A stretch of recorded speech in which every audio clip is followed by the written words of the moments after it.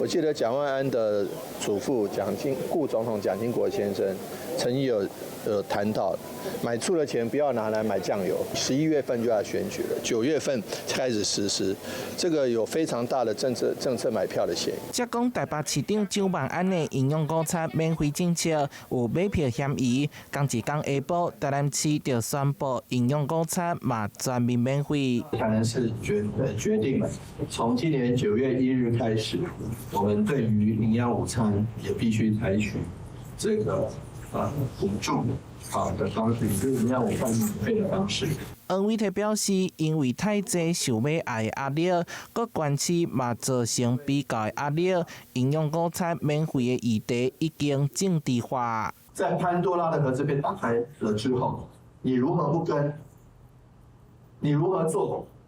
才不會被人誤解，才會回到冷靜的政策面討論。教育局統計，午餐補助受惠學生大約14.2萬人。根據調查，各項午餐收費無同款，每一個人平均落在咧50塊到65塊之間。市府經過討論了後，決定以合理的40塊作為標準，所以總共補助經費大約16億。政府預算到底是有限的，而且這幾年台南市政策的開始。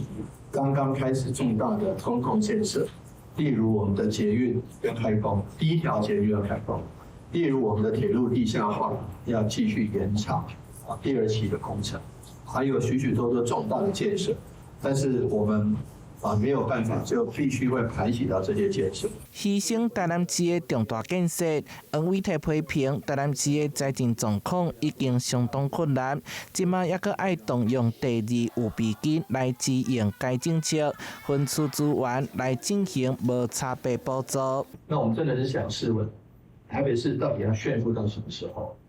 台北市到底要拿多少這個沒有真的實質的這個所謂的福利政策買票的政策，來跟全國其他縣市炫耀到什麼時候？台南新聞社會採訪報道。